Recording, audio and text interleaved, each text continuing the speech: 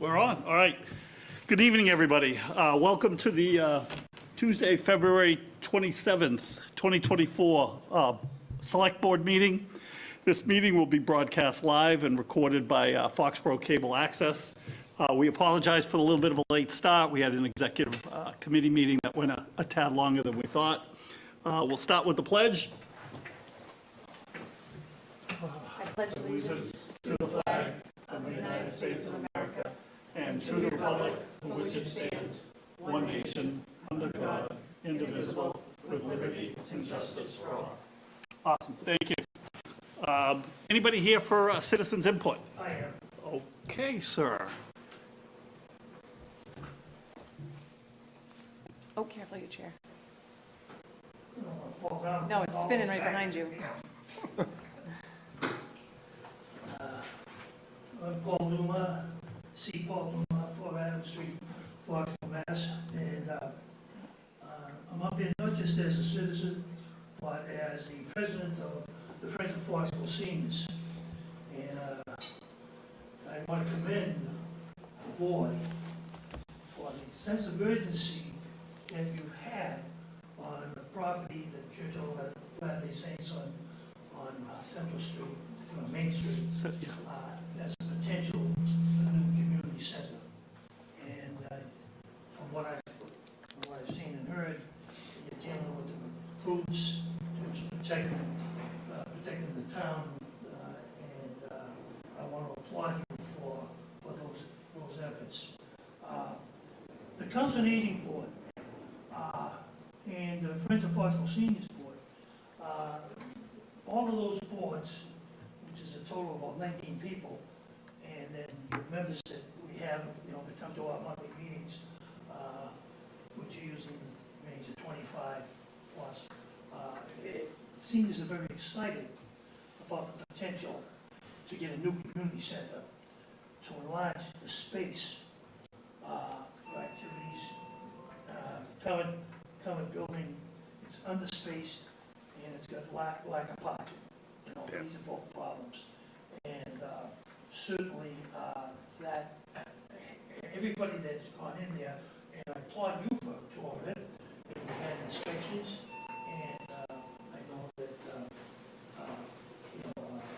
other people have seen it. I haven't, but enthusiasm seems to be the word I'm hearing. And so I just want to encourage you to seize this opportunity. Won't come along too often. The current programs at the senior center are good, but sometimes it put caps on the number of people that can attend. And that they could probably run more programs with a bigger facility with more parking. So I just want to encourage you. This is, I'll bet, at least 40 or 50 people have talked to me at church, around town, at the senior center, about this and enthusiastic. So, you probably all want to approach by people as well, and the big thing, in the 80s, when I was on the school committee, there was talk about doing something for the adolescents in town, middle school kids and high school kids. And we never really did that very well. We haven't. And this is the potential to enhance the recreation opportunities, across the demographics of the whole town.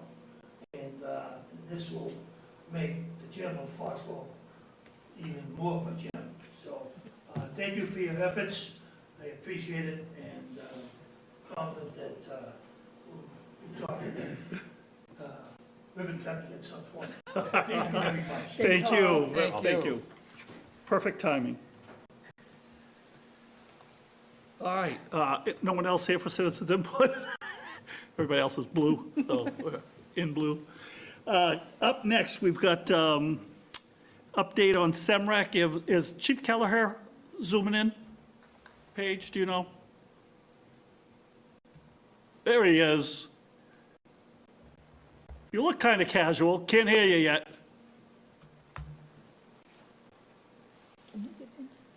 Not yet. Can see you, can't hear you.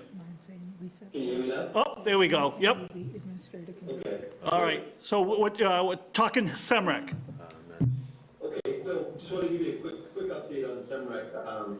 As you guys know, the whole genesis of SEMREC was regionalization. We were trying to build a regional communication center, lower our capital costs, kind of provide a better service. So one of the things we're exploring now is we're really looking to expand that. We're partnering with the REC, the Regional Communication Center that's right next door in Franklin, Northborough, Plainville, and Rentham. So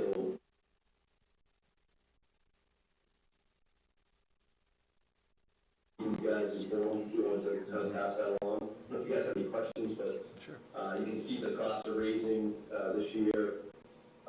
The idea of this would be to keep the capital costs and the operating costs down to the minimum, to keep our our assessments as low as possible. The only way to do that really is to add communities to take advantage of the grant program and the economies of scale to some of the capital purchases and things like that, spread the costs over more communities. So just want to keep you guys informed on that in case you came up with a conversation. I know these conversations are going in the towns across the southeast region, so just in case you guys heard anything. I don't know if you have any questions. I'm trying to keep it brief. I know Chief Burgess is Ms. Dean waiting. I know he's going to go over. You already know he's going over. Yeah, we got a bet over and under 30 minutes. Any questions from the board? All right. Way to be brief. That's awesome. All right. All right. Good luck with the grilling tomorrow. Thank you. All righty. Talk to you soon. Yep. Bye-bye. Bye. All right. Next up, over under 30 minutes. There we go. 7:30 exactly. So I would just mention to Mr. Dumas' point earlier, here's some folks who were kids in Foxborough in the 80s and 90s and maybe could have used a little more support from the community, right? Because look what happened to these guys. It's, right? Actually, are you from Foxborough too? Okay, so everyone is. Yeah. Okay. All Foxborough High grads.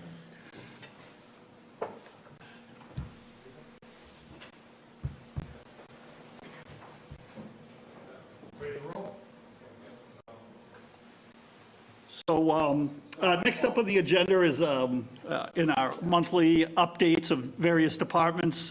Today, we have the police department giving their update and telling us a lot of great stuff that's going on.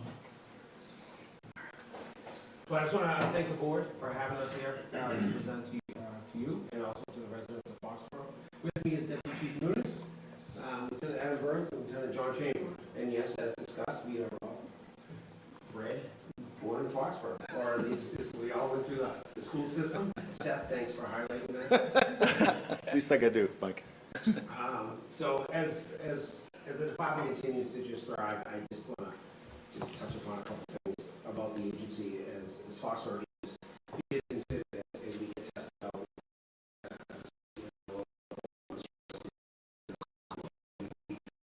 We get so much by talks about the many of the on tonight. We are built to run a town, but we are tasked with running a city. And we're working on that. As you can see, the four of us, we are just kind of representing the men and women who work at Foxborough. We are delivering a message tonight about all the services. So we get that honor to represent them because it's a team. And it's a team of 42 police officers delivering police services 7 days a week, 24 hours a day. A couple things that are important. We are still, as been discussed in the past, we maintain our accreditation. We are meeting all of our post requirements through the police reform. All of our state and federal crime reporting is all being reported. Our use of force is being done. All of our grants are in compliance at the state and federal level on a quarterly basis. And really, we're thriving and we're running on all cylinders. So that's just a quick overview. It's important that the board know that their agency is top-notch in hitting all those. That, of course, is one of our best pictures we've ever taken of the department for the Army Navy. Is that everybody? Is everybody able to get in that picture? Well, besides who's on the call. Okay. So not quite everybody, but as many as we could get Yeah. with that timeline. So tonight, I'm gonna talk administratively about the duties that obviously as a police chief I have to deal with. Deputy chief is gonna hit the stadium part. John Chamberlain is our operations lieutenant, and will really be focusing on patrol, and Adam Burns is the administrative lieutenant. This is his first time at the table. He was recently promoted about 9 months ago, and I feel like he's been here for 3 years. He's just really thrived and really helped carry. I'm afraid to do another presentation, because last time I did, one of my command staff became the chief, so. So, my report is, one of the many, many things that I'm tasked with doing is our license to carry. Just some of the things you went through, a bunch of initiatives. We had 298 new applications this year. The new applications, these are people who are trained and they want to have their LTC, their Foxborough residents. Every one of these requires a full background check and almost like hiring a new employee, checking everything from criminal record, mental health, fingerprint, triple I. And on top of that, we also have to renew all of the current license that people have every 5 years. So currently, we have 1,709 LTC licensed individuals in Foxborough. So when we take down the renewals, we take the new applications every single week, we have to do 12 renewals. This includes backgrounds, fingerprint, interviews. So that's 12 a week, every single week. So it's a lot, believe it or not, and when some of the cases become denials, they turn into court trials. So people can appeal it in front of a judge, and then we're off in that direction as well. How many did we have like 10 years ago? Was it? I don't know. Yeah, like 1,000 or, I Every mean, just time- curious. Every time there's an issue about regulating Yeah, firearms, people buy we get more. a spike. Yeah, And we saw that, and then we had some civil unrest issues 2 or 3 years ago. We saw a spike. COVID, huge spike. Yeah. People were sitting around and taking classes, and they came in, and we never missed a beat. We stayed on top of it. We didn't get behind because we're mandated by law to meet timelines. Public records request, once in a while, the board will have a situation in regards to a public records request, and they have to dig through it, go through the emails. Currently this year, we're at 2023, we're at 1,431. This is everything. This is police reports, this is any kind of data, any kind of information, people doing surveys, use of force investigations, maybe internal affairs reports, you name it. On average, we break it down, it takes about 40 minutes, depending on the nature of redacting every single one of these. So my I have 2 administrative staff. One of them, 40 to 50% of his entire job is gone, just on public records requests, right? That is before we have now gone into the world of body cameras. And those 2 are gonna be a public records request. He will sit through them, he's gonna have to identify what we can and can't do in the redaction part. We'll get into with Lieutenant Burns. I also have Lee McCarthy, who is like my go-to person, and she really assists with the LTCs with scheduling and managing and keeping everything in line with the state, but she also does all of the billing for the police department. So we did $3.5 million in billing last year. So and we've collected 100% of all of that. So that all happens in the police department. We bill, we invoice, we collect. Finance department doesn't do this for us. We don't have a business office. This is all us. should they? I mean, is this standard police? I think in a small department, we didn't have $2 million in bills for Gillette. Chasing that money, doing the detail billing for some of the road jobs, I think the load is less. But I don't foresee how the finance department could do the Gillette billing when we run hundreds and hundreds of offices and matching those up with assignments, making sure all the pay codes match, depending on the date, the time, how many hours they worked. So this is the most efficient as far as, in your opinion? Say it works. It works. So I get it, it works, a lot of things work, and I'm just thinking about is there an opportunity here? And we can talk about it another time. I'm just calling it out.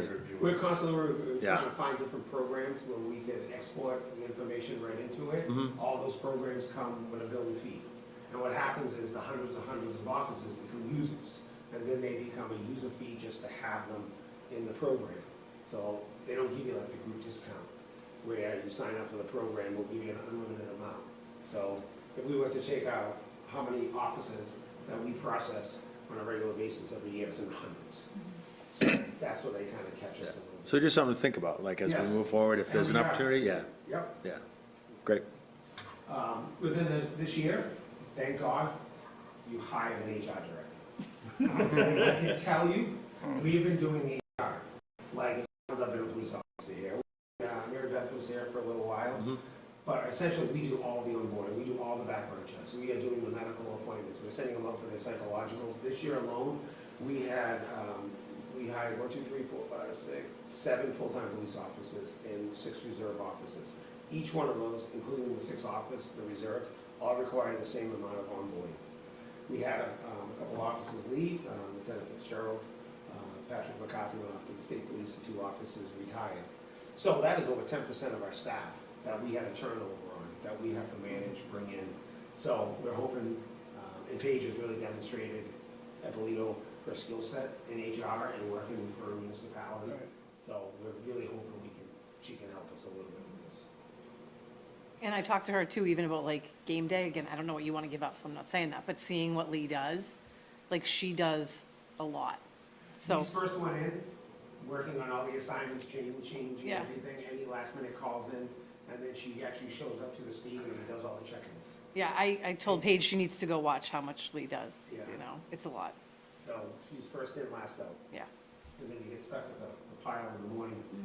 Now you have to go take all that data and enter it into Munis. And then you have to match it perfectly to the hours. And Lee's doing that. Lee, and then Bob Bulger is also, he's downtown working on some of it as well.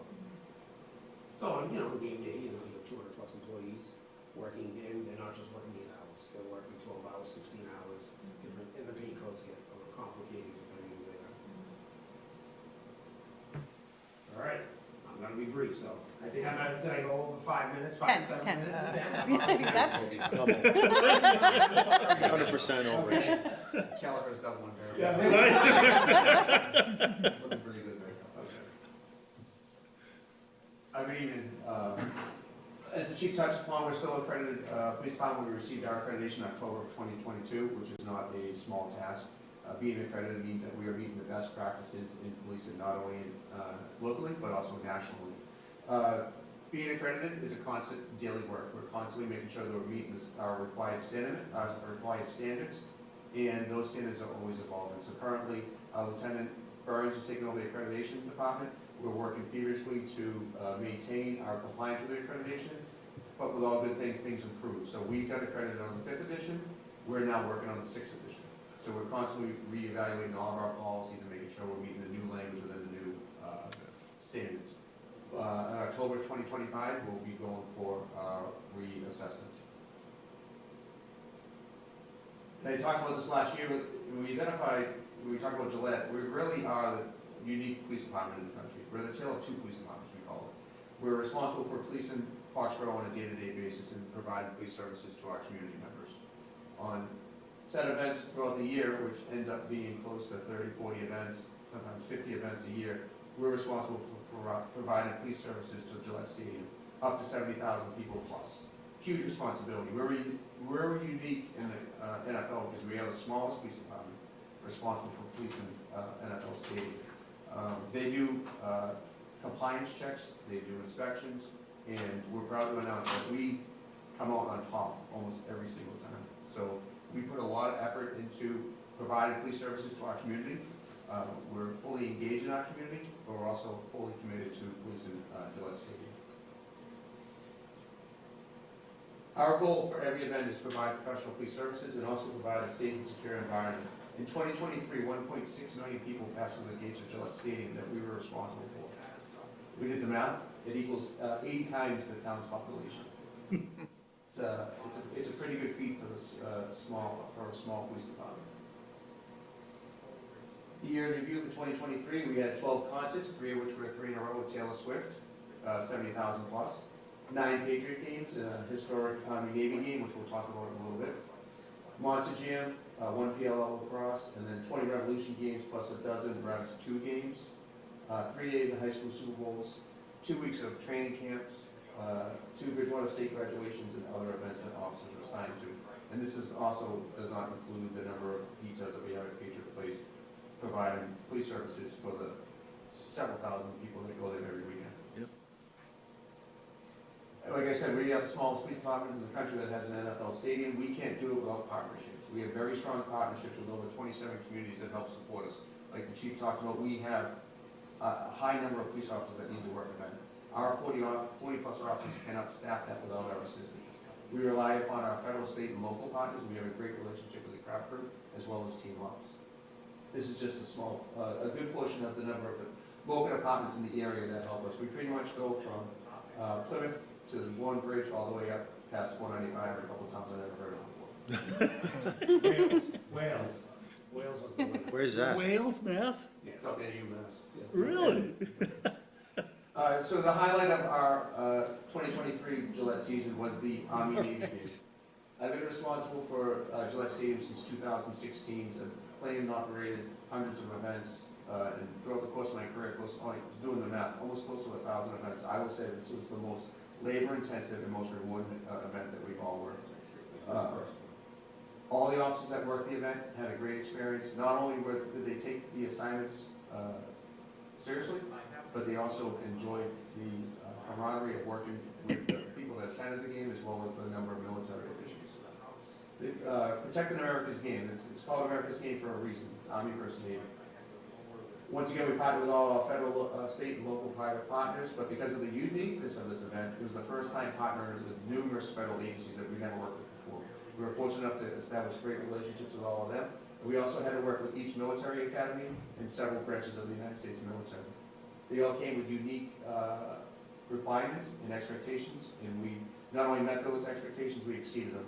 We had a meeting today as a follow-up to the Army-Navy game, and Army, who was in charge of this year's event, said that their fan base was blown away by the reception they received from not only the town of Foxborough, but the Foxborough Police Department.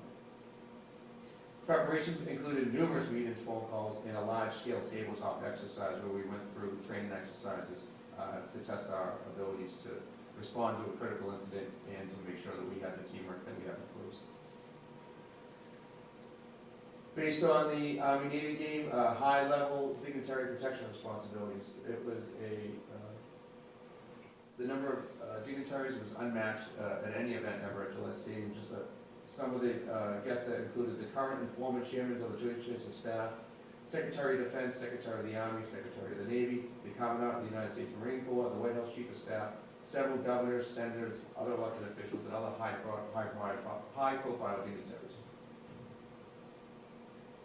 And this was we wanted to make an experience, so we worked hard with the recreation department, the schools, to create an experience in the academies, and the townspeople came out and welcomed both the military academies, marathon teams as they ran the ball through Foxborough. That was a highlight for every one of these kids that ran from their respective academies. And it was able for each community member to come out and support the team that they wanted, and several families came here. So we kicked off the Army-Navy game with a highlight for the town. And after all the planning that went in the Army-Navy game, we're now on to World Cup 2026. We're feverishly working now to work with all of our partners, and we'll be shortly engaging with FIFA as we welcome 7 soccer matches in June of 2026, and we're expecting close to 500,000 people that will be coming to Foxborough. So we're excited to be ready for FIFA, and I'm sure you guys will be hearing a lot more as we get closer. How you doing? I'm Lieutenant John Chamberlain. I'm in charge of the patrol division. That's what you see driving around town in the cruisers, uniforms, work 24/7, 365 days a year. I'm in charge of 6 sergeants, 24 patrol officers, 3 school resource, 25 reserves, which we use the stadium and also help our ships and details around town, and 1 animal control officer. calls for service. What these numbers show is just how hard the men and women in Foxborough Police work. For 24 officers, they answer 28,000 calls in a year. It's a pretty incredible number for a small town. They stopped 2,500 cars for violations, wrote 2,000 citations, responded to 600 crashes, arrested 282 people, warrants 293.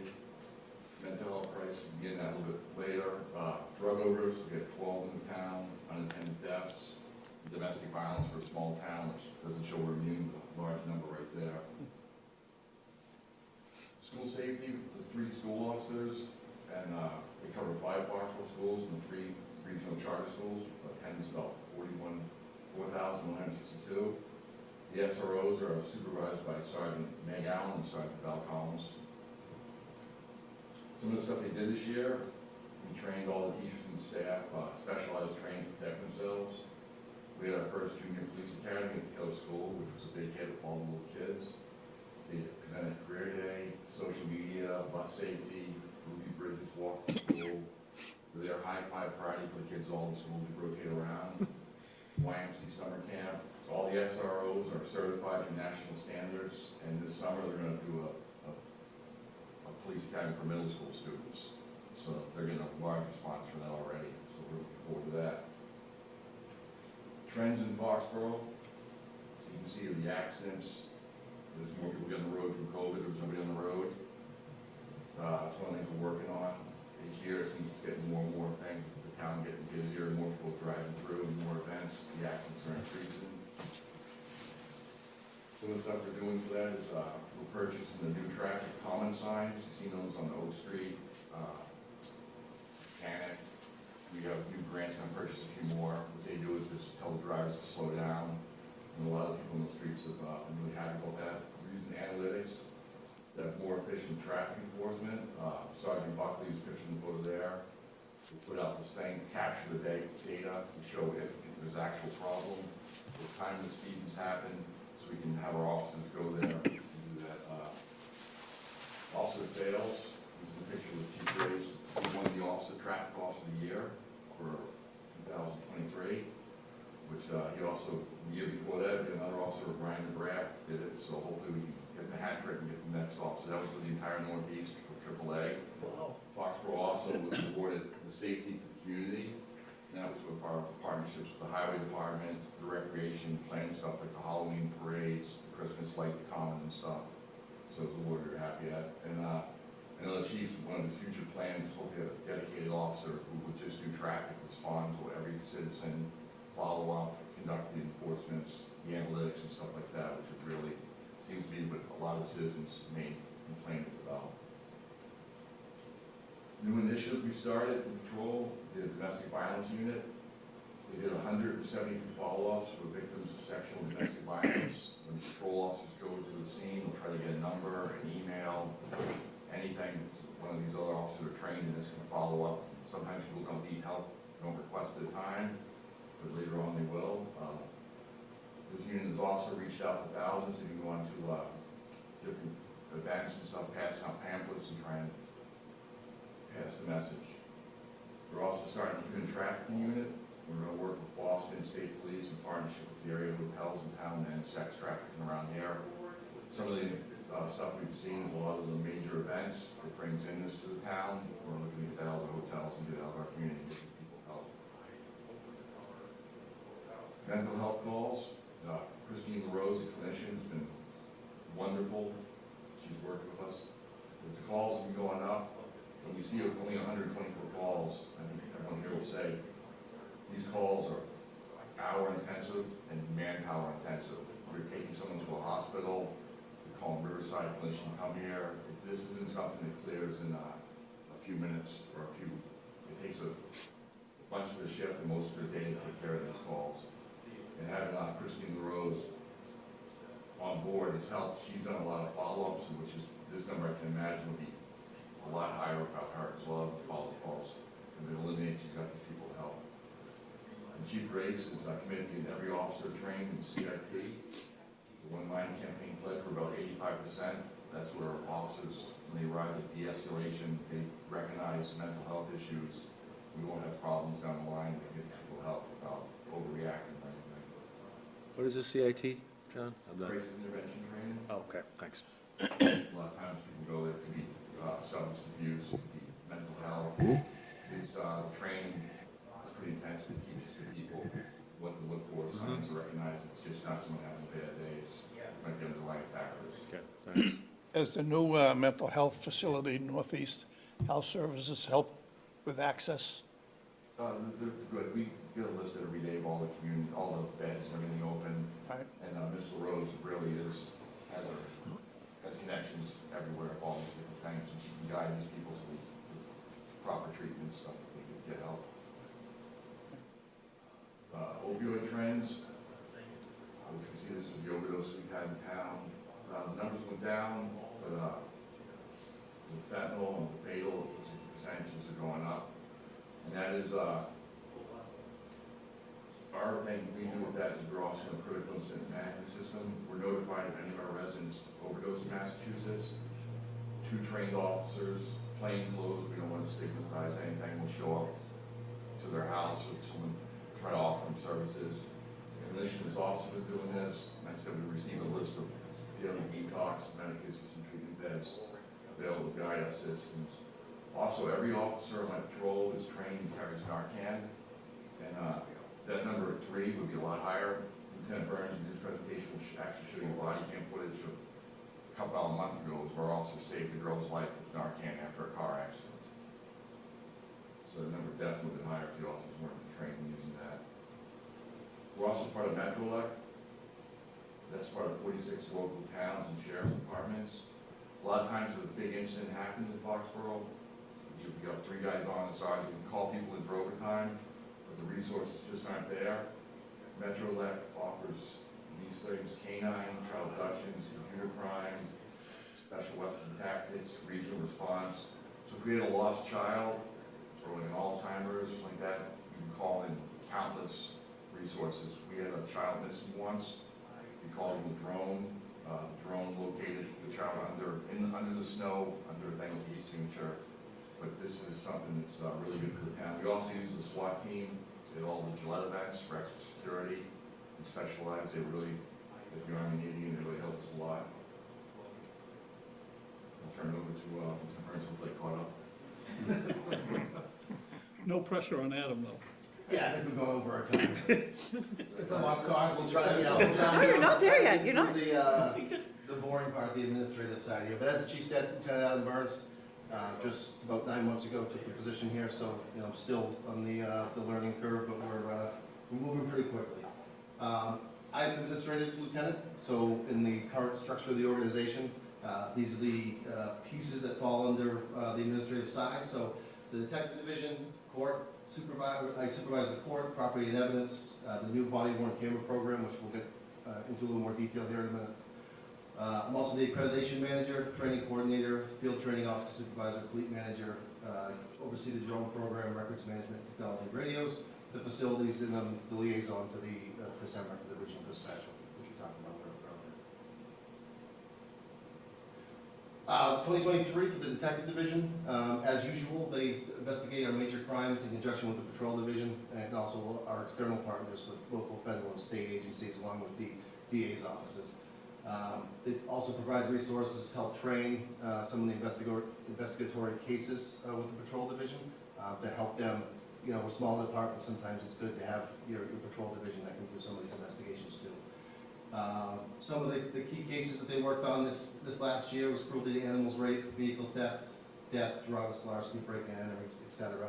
I think one of the more notable cases was the fan incident at Gillette that we worked heavily with some of the partner agencies with to work on that, to include the district attorney's office. Court prosecutor is Officer Carrie Kilroy. She does all of our filing for arrest and criminal complaints with the appropriate court. Typically, that's Rentham Juvenile Court Rentham District Court or Rentham Juvenile Court.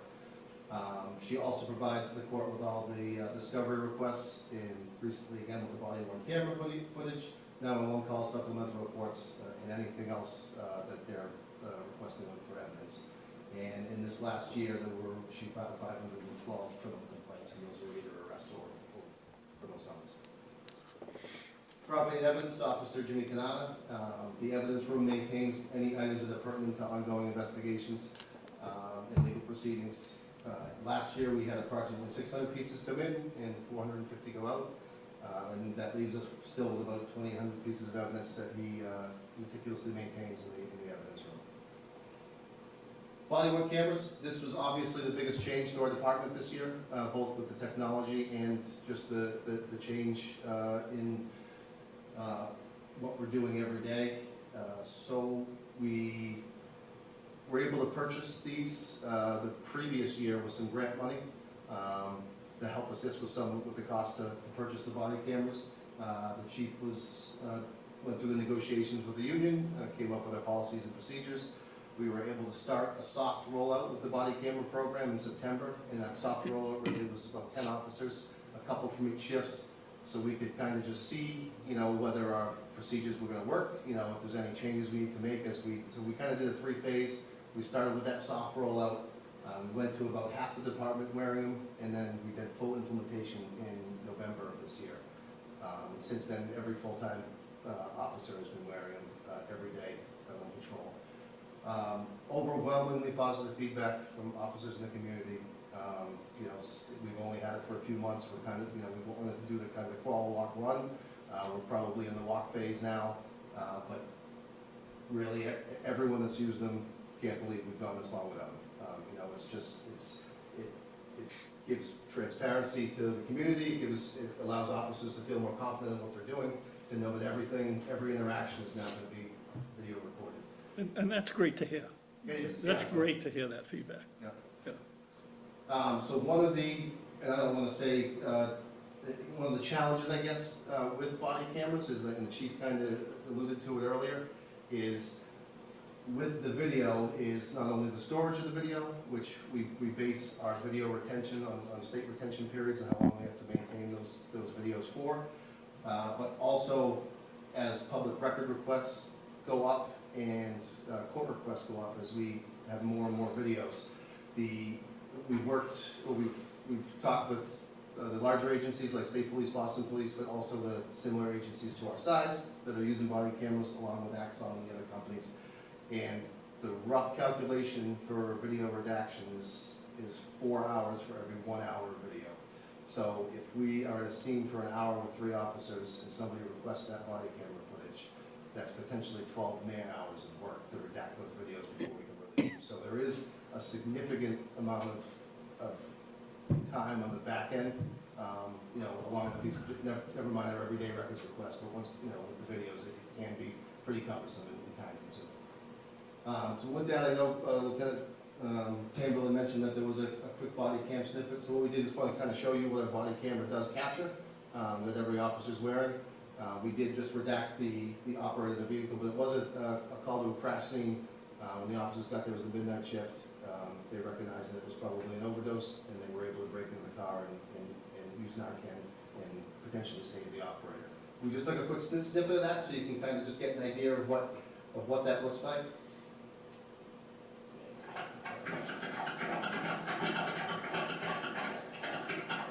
We'll do a patch inside.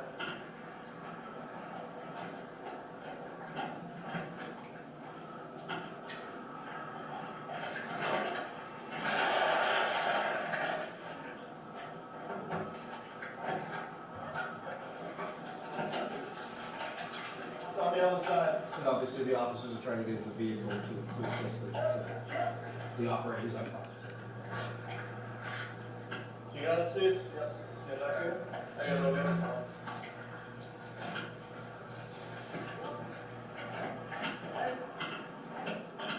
What's up?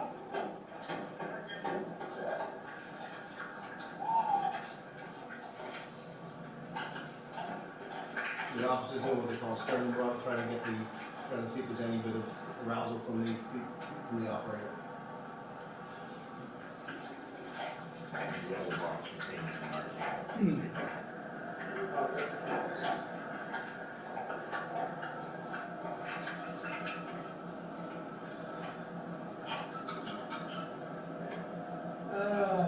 Fang it. She's great. Fang it.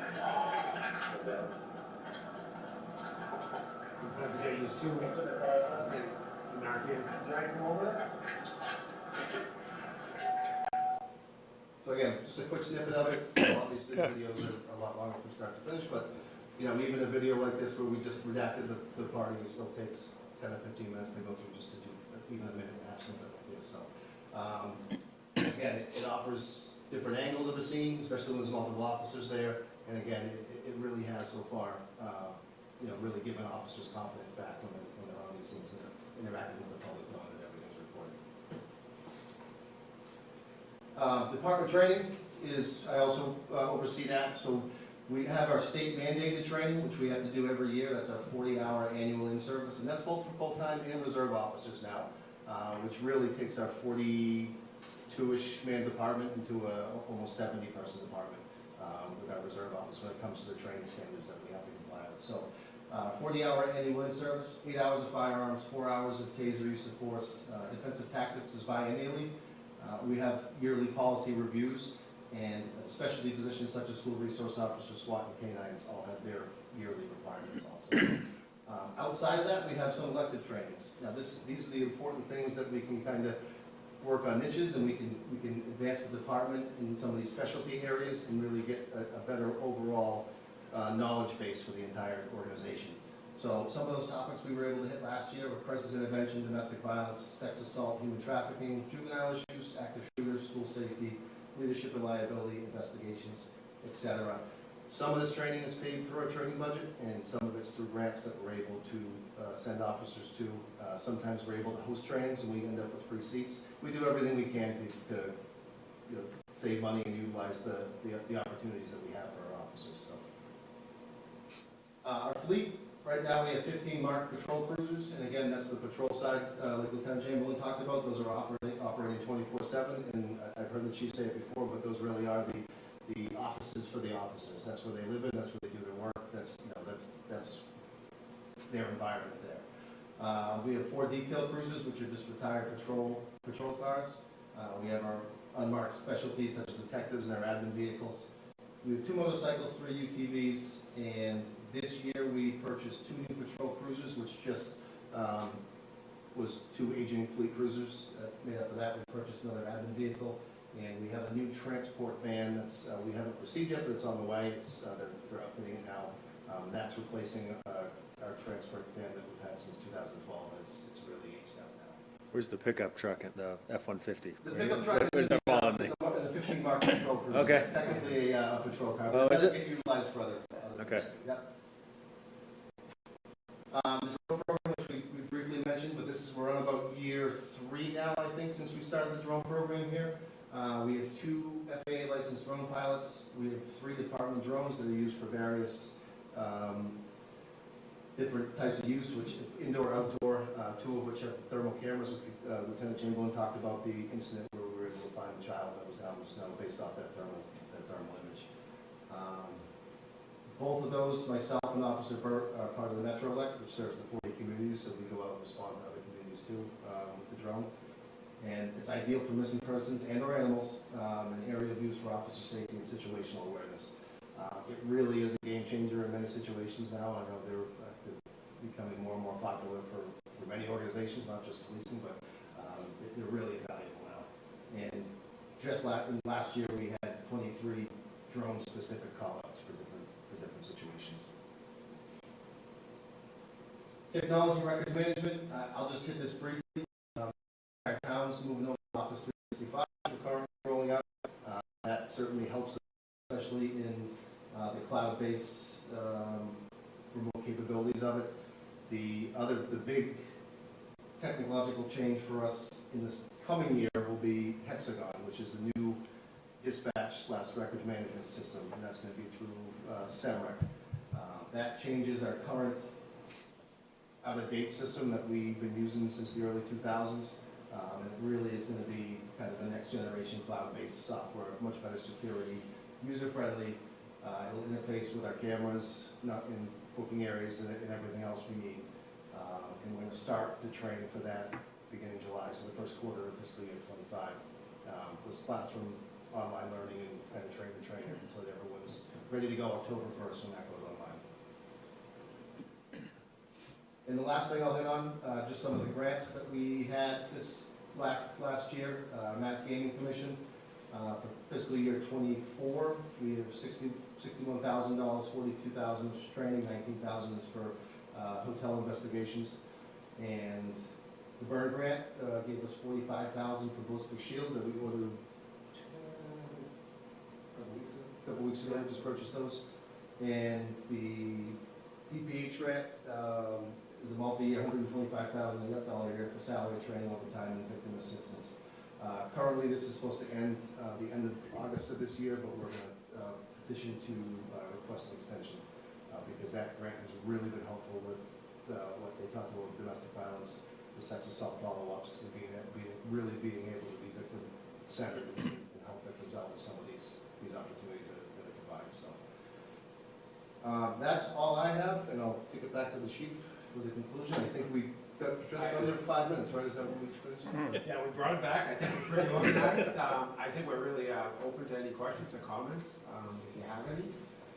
But it's really, this presentation by this team is strong, and the town should know, and the president should know that the department cares for them. We focus solely on our community on a regular basis. We're part of the community. We came from the community. So, any questions? I just have a question. Great presentation, great department, great people. Talking to Chief Kelleher, I'm curious from a first responder perspective, how the lack of hospital beds or hospital access has impacted your first responders, you know, with Norwood Hospital being offline and Brockton Hospital being offline. It's really affecting his people a lot because of the nature of their work. Is there an impact on the police as well? Well, when we start talking about the mental health calls in the Section 12s, Yeah. it absolutely does, because now we don't have Norwood Hospital, we don't have ERs. Right. Because we have to bring them to an ER for That's the right. section.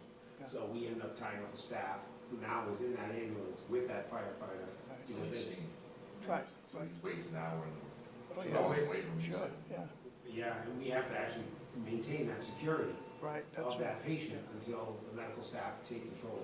Right. So that becomes, you know, that is just one example, but we've definitely seen the shortage, which is forcing police to find other ways to intervene, to follow up, to use, like a licensed clinical social worker, to come on scene, do a family follow-up, reach out, do a lot of the things that we can't do in the moment, but we can start to kind of build and identify the problem so we don't have a repeat customer, because we all know the services, you know, people want to say mental health, oh, it's an easy fix. It's not an easy fix. It's a life challenge. And in Massachusetts, though we are one of these great states with all these hospitals and medical facilities, they have failed. They have failed at every level. Ever since we closed the state hospitals, and we want to really, you know, we have just, you know, just figured it would just go away, and it's not. It's everywhere. It's in every city. It's in every curve. People need resources. They need help. And that DPH grant, we were only one of 3 communities who got that. We're actually able to help provide monetary services to people who need, whether they need oil in their car, in their house, things like that, that under the procurement laws, we can't as a community, and it's really helped us. But yes, it absolutely does. It is definitely, we feel it for sure. But to piggyback on the chief, having the public safety clinician in Mr. Rose is been a game changer. It's been night and day. I mean, what she can do and how she can provide services and be there and do the co-response with us is vital. I mean, I don't know if we could go back without her now. I don't think we could. Yeah. And our concern is we're burning her out. She's only one person. So every single call, either whether DPH, sexual assault, and this is before the fire side, where they're finding elderly people who need resources. There's a follow-up, there's a spreadsheet for every single person that we've touched.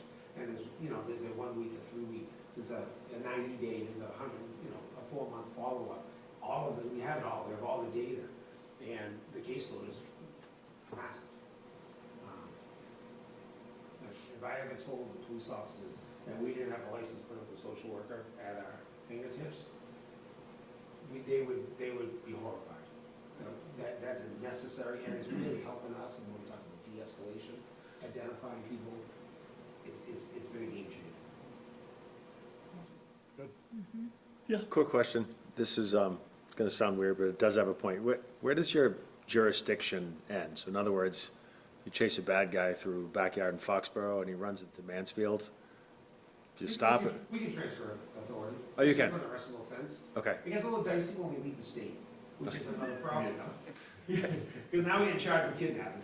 Okay. Unless you have those agreements, so if we end up with custody that is out of state, down in Rhode Island, that's where it becomes a fugitive for justice, but we have to work with in the morning, depending on the nature, and because we do lose our police powers. Okay. But otherwise, throughout the whole Commonwealth, that's, we can transfer that. Okay. Yeah, and that question is just thinking about regional collaborations. Say we agree to share resources with Mansfield or what have you. Just thinking about opportunities, again, to be as efficient as possible. So just thinking out loud, but just, I mean, there are limitations to Yeah. the. I didn't know how that works, like if, yeah, Like, I just can't go work in Mansfield, just handling calls. If Mm-hmm. you have calls for service, they can request it, there's a process. I'm just not authorized to be yeah, a police officer with police powers anywhere mm-hmm, in Massachusetts. Sure. That does not exist. okay. I have a couple of just comments.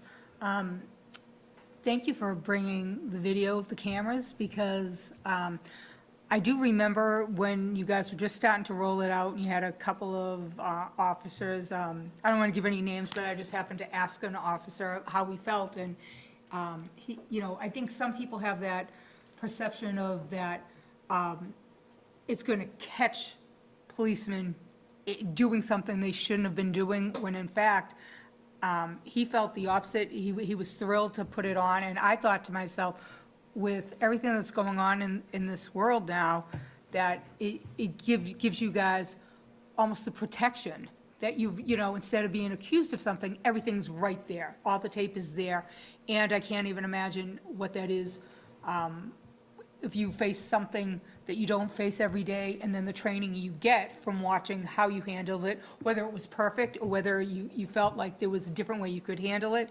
So it's great to hear that that's rolling out, positively for your staff.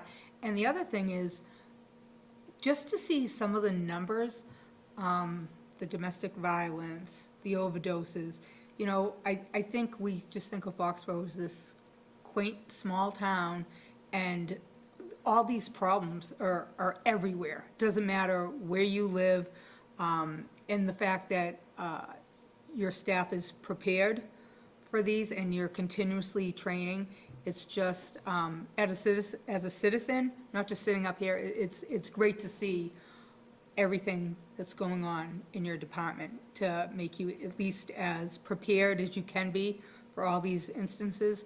And a lot of those problems, we all hear on television a domestic violence case in a police officer being injured or killed as trying to, protect who's there.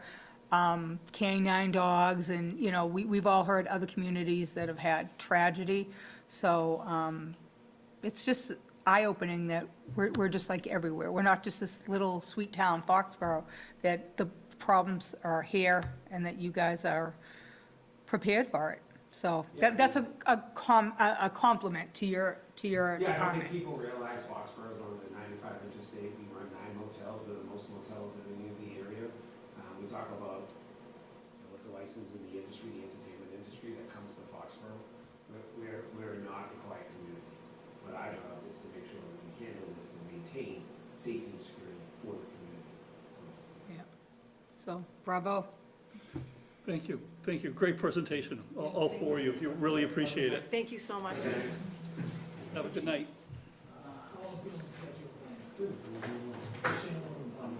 All right, next on the agenda, FY '25 budget. I think we'll get Paige back here, and I'm sure Marie must be on. It's all about a team, right? Yeah. It's a baseball game by themselves.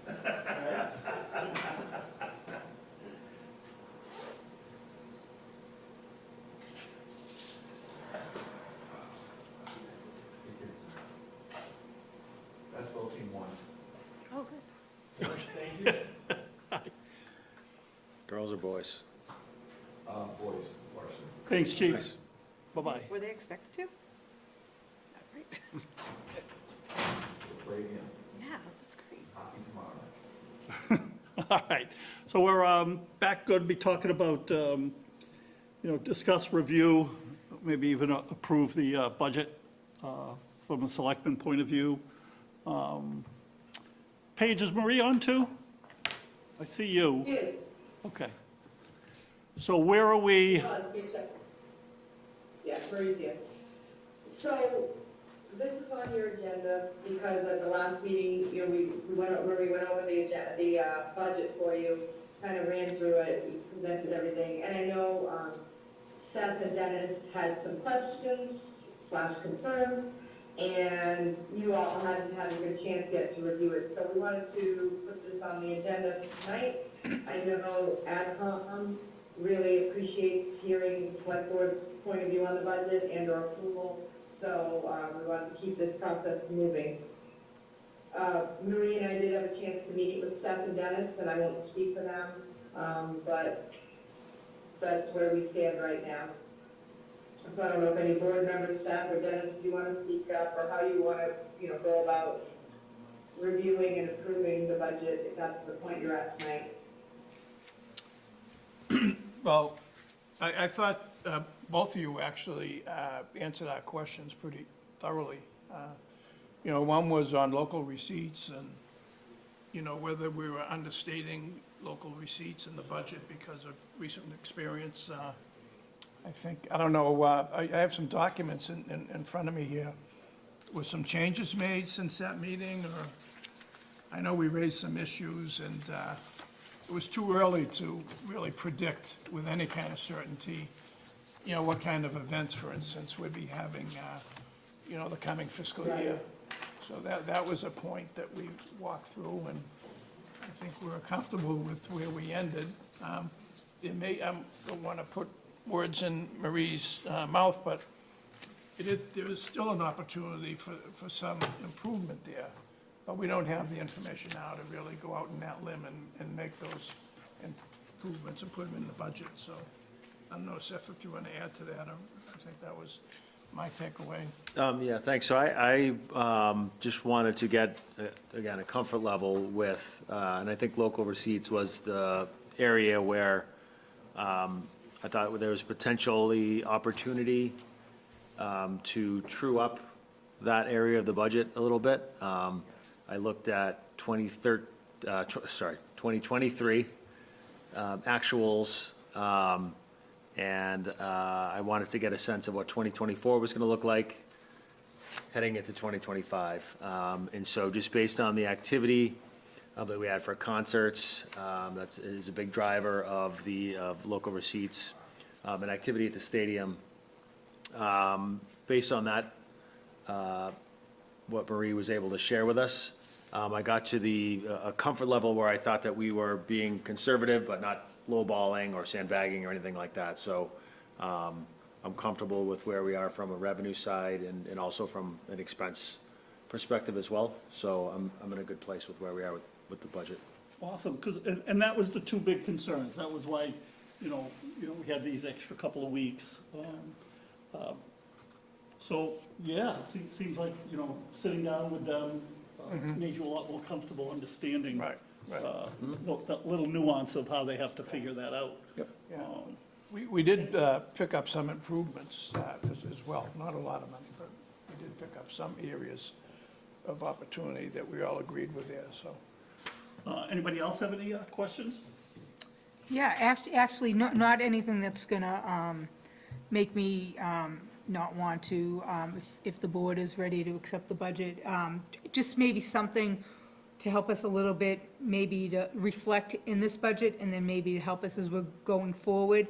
I wish I could take full credit, but this didn't pop into my head, but a resident had asked about, and I said, geez, that's a great question.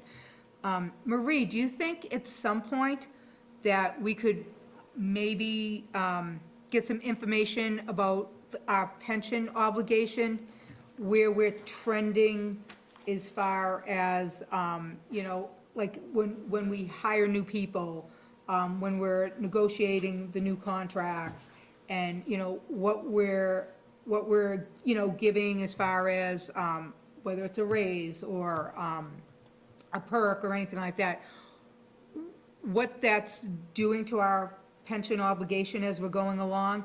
And I think they were asking the question just to see if we're not overextending that, the OPEB, this is gonna go forever, as long as we're hiring people and, people are retiring, whatever.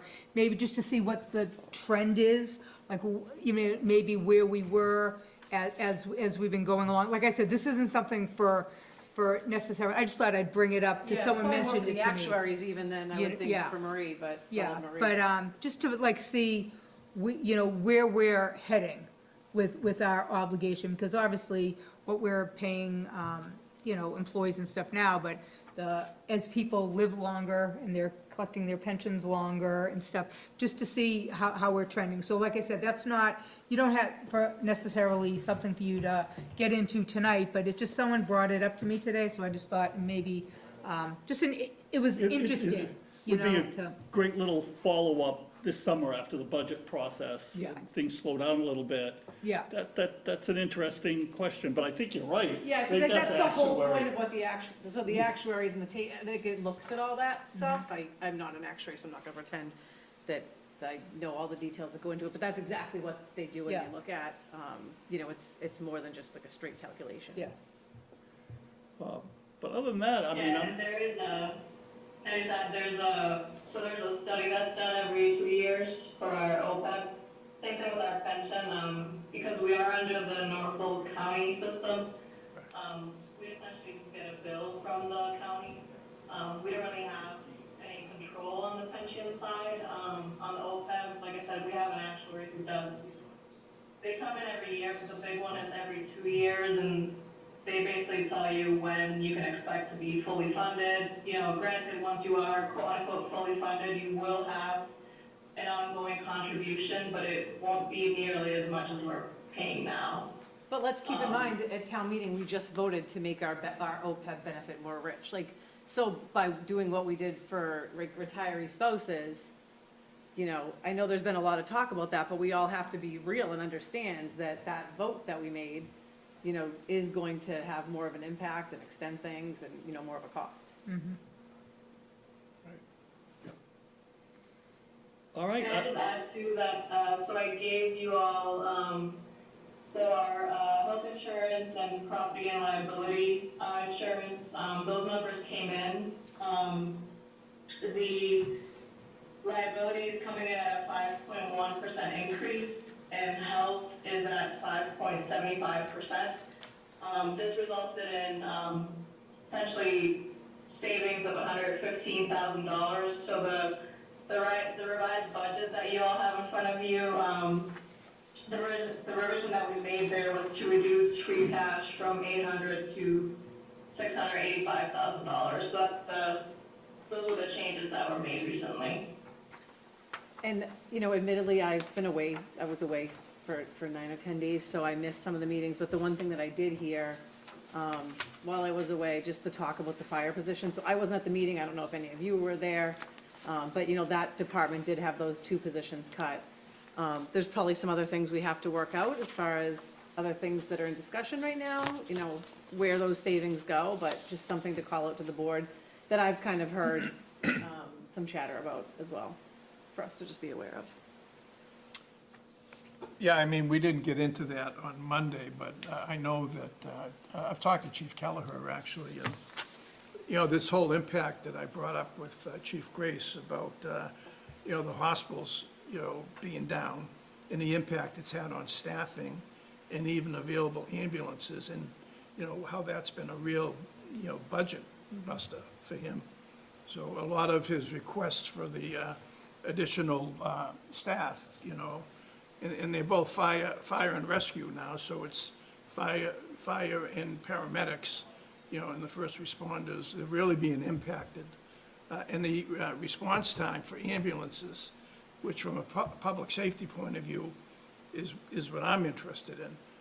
Is it impacting how quickly an ambulance can get to somebody that needs them desperately, you know, in 4 to 6 minutes because of all of these changes where if somebody has to, there's only, right now, there's only Sturdy and Good Sam where they can bring people to under the closest appropriate, you know, facility guideline. But still, a lot of people say they're not gonna go there, they wanna go to the Brigham, they wanna go to MGH, they wanna go to, Newton Wellesley. Newton Wellesley, some other hospital. And, you know, to the degree that's accommodated, that person is out of service, that ambulance is out of service Longer. longer, so that's an issue. So I've also had a little chat with Chief Kelleher, and I think he's going to come back and talk to us. Would us approving the budget interfere with that, or should we wait to hear what Chief Kelleher's thoughts are officially going forward? I think you would wait. I mean, you don't want to, the budget doesn't include an additional position. If you took my budget and applied it with the, you know, the changes that Marie mentioned tonight, that would not include the new firefighter position or two, I don't know what you're contemplating. So I do think, you could approve it subject to, or you could, Well, you know, you could ask them to come back. I don't know how you want to handle it, but I think we want to ask him to come back. he might still be on. Let me see, is he still on? He's listed on the meeting. And it might be even more vague for me, just with the health savings, like there's kind of 3 different things we can do. Do we need to, you know, could we put that into a firefighter? Do we maybe need to get this into the community center? Do we need to just take it to free cash? So I think one more meeting, we'll kind of know some more on, you know, a couple of those, at least. There he is. So Mike, have you been listening to us the last couple of minutes?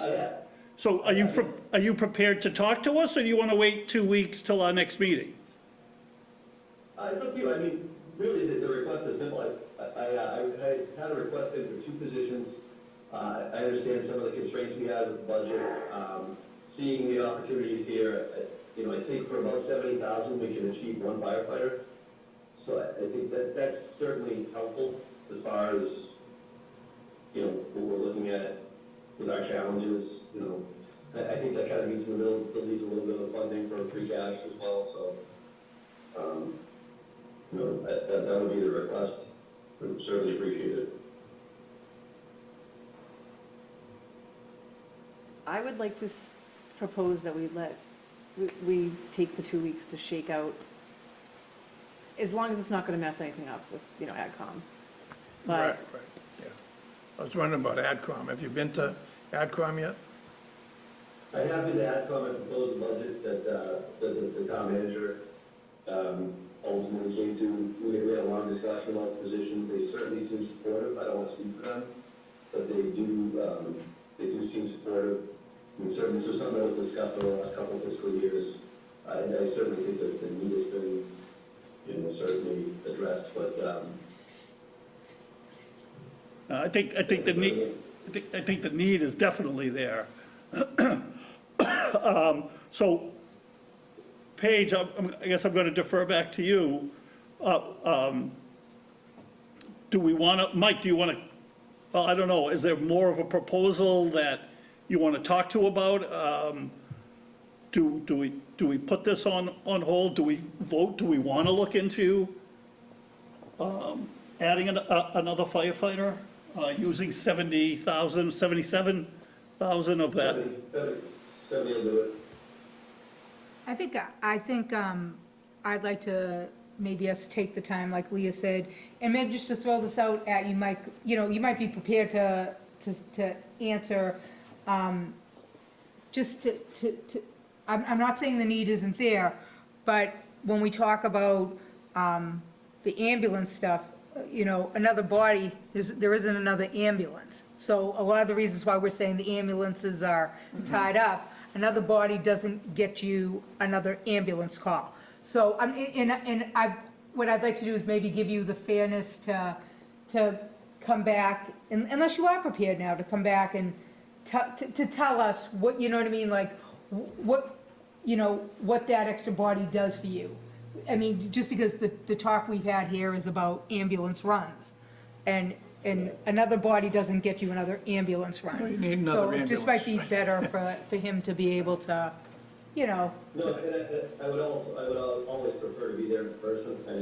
I didn't know what the time constraint was with the budget process. I don't want to hold that up, obviously, but yeah, I'm certainly more than willing to come in and kind of give an overview of where that position lies, and, you know, if the board so determines that, you know, certainly in 2 weeks I can be there.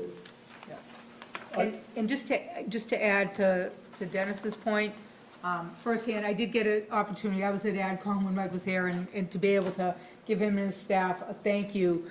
And I'm sure we're not the only people that this comes about, and his staff has to make that judgment call, but, you know, we had to call 911 for Jimmy in December, and as the guys got there, you know, he's a complicated patient, he's a transplant patient, so his doctor says to us that I'm supposed to, if we have to call 911, supposed to tell them the best place for him is to be at Tufts. Now, of course, they make a judgment call if there's something, like if he was having a heart attack, he has to be at the next, but, you know, we did have to make his staff, you know, they made the judgment call that Jimmy was stable enough to go, and yeah, so that was a trip, and I'm sure we're not the only people people might have certain, you know, it's not always gonna happen, but that's the best case scenario for him, is to be where all his doctors are, because he's a little complicated, so, you know, in all fairness, and, you know, and Mike's staff was, you know, the discussion we had, of course, I understood that was gonna be their call, not my call, but it was good conversation, and they ultimately did take him to Tufts, so. Which is great. Yeah, we certainly try to accommodate any requests that we have to transport. There's a lot of variables that went for those decisions. Yeah. Patient condition, obviously, is primary. You know, if they're having a stroke or a heart attack, we need to take them to the closest appropriate facility. But, you know, if we can, and the timing's right too, it's one of the things we consider is traffic. When we went out of the city especially, you know, the traffic can be atrocious coming back to Foxborough. It can be a 3 or 4 hour ambulance run. If we go at 8 o'clock in the morning or 4 o'clock in the afternoon, so we have to take those things into consideration too. So it can be challenging.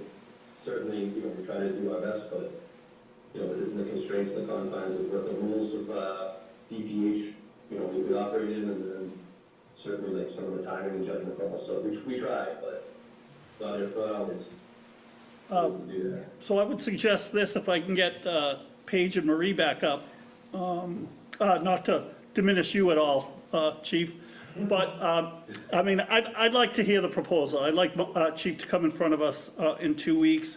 Maybe I'll put a little bit of an extra burden. We're pretty comfortable close to where the budget is. Maybe we could have 2 in 2 weeks, one with the potential, if we vote to approve the extra firefighter, and maybe one, the one we have maybe now in front of us. But just to clarify, only one going forward, not 2 budgets going forward Correct. again. Oh, yeah. No. But what I'm saying is, and make that decision at the time. You know, this one's all set, but maybe once it's tweaked, what it looks like if after Chief's presentation, we do agree that we need that extra firefighter. Is that okay? Is that too big a lift? No, that works for me. Maria, Okay. you good with that? Yeah, I can do them. Okay, awesome. So we're gonna put this on hold. Chief, we're gonna put you on the agenda for 2 weeks. This way you can put your uniform on and impress the heck out of us. Sorry, I don't mean to complicate the process. No. You know, it's the opportunity. You're right. Grab it. We have that extra little bit of leeway. Let's do He that. just wants his own 30, Doc, he just wants his own 30 minutes of fame here. Let's do that. He didn't want to give it all to Chief Grace, did he? No. Oh, by the way, you won the bet. I know. All right, guys. There was never a doubt. There was never a doubt. Never a doubt. Did you hear Deputy Chief say at quarter of, you were doubling down? Just saying it. All right, so thanks, Chief. So that's good. We're going to postpone it. Everybody's comfortable with that? Great. Next. So if I could just say, Doc, I think it's important that, though, we do try to vote at the next meeting, because although on the calendar, you know, you do have another 2 weeks after that, that brings you right up to the night before. I know AdCom wants to vote, and I know they were hoping to get an earlier vote, so I think if possible, 2 weeks would be good if you could give them the info. I think we're ready. I think we just Yeah. want to hear that extra little piece with, And we'll know more about if there's another obligation. Right. With the potential community center, hopefully by that time. right. All We right, can email AdCom as well and have them maybe tune in and watch Chief Kelleher's Good. presentation, and that will help them as well in moving forward, so it doesn't have to be done twice. and maybe we'll try to do it right after citizens input, so we could get it done early. I'm sure he'd love that. Well, We do appreciate that. all right, great, thanks, guys. Next on the agenda, town manager's update. Thank you, Marie, I think you're all set, too. All right, good night, everyone. Good night. Good night, Marie. Right, Marie? Okay, I'm gonna whip through this. So, MBTA communities, we had a public hearing last, Thursday night, yes, with the planning board. We had a pretty good turnout. I think a lot of the turnout was due to some concerns about, Ashcroft and that area being developed, and that is not the proposal ahead, in front of town meeting. The proposal is as discussed on the other side of Route 1, sort of closer to the Walpole line. So a lot of the people that were in the audience seemed to be happy to learn it wasn't in their neighborhood, but obviously still have many concerns about the MBTA community's requirement. We all saw that Milton denied it, and then Rentham was just in the news as they might fight it. So I can report the Attorney General did file notification that they're going to be suing Milton, so it's really coming down. So like we've always said, the town of Foxborough is just gonna do what's required by law, bring it to town meeting, and go from there. And that's really all we can do at this point. Hey, Paige, did you hear, I heard that, Yeah. was Rentham voting tonight? Did you might have just heard just because of your plan, obviously your planning background too. Was Rentham voting tonight on it? Did you hear I'm not that? sure if it was tonight. Okay. Yeah, I don't know. I'll hear though, I saw the headlines, but I didn't get any inside information at this point, but I'll keep you posted, because that is interesting. Yeah. It's an interesting point of view to take. I don't know that I would recommend, I wouldn't want Rentham to be at the forefront of that fight. I'd rather, sort of stay in the middle, But we'll see what they do. Speaking of town meeting, we have right now 31 articles, and many of them are substantive. So it's gonna be a big meeting. In fact, we're starting to plan for a contingency in case it's 2 nights. I know, the moderator would prefer to do 2 Monday nights in a row, but we have to check and see what the school availability is and whatnot, because we have talked about whether if we did slide to the second night, would it be the following night or would it be the following week? And I think Frank expressed a preference for the following week, but all subject to scheduling, but just a heads up on that. Obviously, none of us want that to happen, but just in case. I am going to be doing some short segments on Foxborough cable access. To cover some of the more controversial or substantive issues like MBTA communities, auditorium, DPW building, probably the community center, so that folks, maybe if it's only 10 minutes or so, a little bit of facts on video, people can they'll run it on cable access, and hopefully people will catch them over the next couple months, and that'll at least bring folks to town meeting feeling like they know a little bit more. So that's a plan to kind of do a little outreach and communication. Speaking of the substantive issue that'll be on town meeting floor, one of them is the Summit Casting Building. And I have on the agenda, you'll see that we were scheduling a March 25th Community Information Forum on 131 Moore Street, and also the removal of the dam that's required, and we wanted to daylight that issue. I've since learned from Matt Brennan that the Board of Health does not want to do it on March 25th, they want to do it on April 22nd. So, subject to final scheduling, the March 25th is definitely off, and I think we're gonna go for the April 22nd, community forum, and we will televise that, and, again, in hopes of educating folks before we get to town meeting. Grants, we've got a couple grants, we always have a couple to tell about. We've gotten a municipal cybersecurity awareness grant, so Foxborough is eager to partner on that. And then we've a Mass Cultural Council grant, allocated $9,200 to our cultural commission. And right now, we're in the process of applying for federal funding for the pedestrian bridge over Route 1. With the World Cup coming, we think we might have an opportunity to grab some of the federal dollars, so we've been working hard. It's due tomorrow, so we're working on that. Human resources, we interviewed a couple of people for a director of land use and economic development. It was really just screening, the planning board's more involved with that, but we wanted to get a couple people in to sort of screen them, and then if they make it to the next step, they go in front of the planning board and work through the interview process there. We still have a water tech, veteran service officer. I heard we've had a few good applications, so that's great news. We have a part-time, non-benefited human resources specialist, so that's a great little position to have to help Paige Apolito out. That was full-time, we cut that down to part-time, no benefits. We just hired a payroll administrator. Unfortunately, Julie left, but we were fortunate to just hire someone, and she'll be starting March 11th.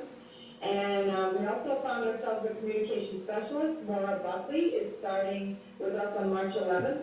So I hope to have her come in on March 12th for an introduction to the board, so you all can meet her. She's a local gal. And let's see, going on to the permits, we have on the common, oh no, that's the old one. On your agenda, you have the permits. Let me pull those up. My printout is out of date here. Let me pull those up. Here we go. We have girls lacrosse. We have the Easter egg hunt on the common, March 23rd, 10 to noon. That has an egg hunt and pictures with the Easter bunny. Then we're getting into spring, so this is going to be exciting. We have a car wash. That's the first time of spring with the high school girls lacrosse team. That's May 18th from 10 to 12. And then JC's concert on the Common. That's a definite sign of summer. June 6th, 13th, 20th, 27th, and July 11th, 18th, 25th, and August 1st, 8th, and 15th, with rain dates of August 22nd and 29th. And that's always from 7 to 9 p.m. And that is all I have. All right, awesome. Thank you, Paige. Anything under new business? Anybody got anything for selectmen? I saw that the Crafts posted 30 years of ownership of the team. Just wanted to, I think I saw that while I was away, right? Oh, I don't know. Have they owned it 30 years? Not making it up, but I thought I saw that, so just congratulate their ownership of the I team. think you might be right. I think we saw that on the Dynasty program. If anybody's watching Dynasty, I think it was 1994, so you're probably absolutely right. Yeah, so just wanted to recognize that. All right, and also, I don't know, like me, I go walking all around downtown, but, one of the things that the King Group, when they did the apartment, was tear down that house and use that lot for a lot of their equipment. A lot of their equipment's off of it, and they've since paved it and lined it. So we've got another little mini parking lot. It's not official yet, they're still using it. But just want to let everybody know that it is paved and it's coming soon. Chuck, if I could just interject on Yeah. that is, the board is gonna have to come up with a policy on that parking lot. So that's something we'll have to, I should probably, Katie, if you could throw that on an upcoming agenda. We might wanna come up with some guidelines, you're gonna allow overnight parking there? Is it, residential, commercial, is it 2 hour? I mean, are there any parameters with this new lot that the board would like to think? So if you want to think about it and send me an email and let me know your ideas, we can brainstorm and come up with a draft for you all to approve at some point in the near future. Paige, speaking of parking lots, the sign should go in at the Schneider lot with the warm weather coming in the next week or so, hopefully. So just trying to always encourage people to remember that that is a giant lot, walkable to much of the common, including the theater and, most of the restaurants up there. So hoping that the sign and the lighting that's done and some of the trimming will make it just a little bit more visible and inviting to people to know that it's a place to park. Yeah, we got real close to that sign going in, didn't we? We got real close. It's now reconfirmed, though. It's going to go in this week, so. Yeah, so that'll be great. What's the status of the lighting, Leah?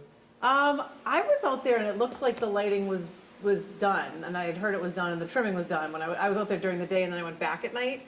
So if we still think there's more lights needed, Yeah, I mean, I think it's pretty much pitch black.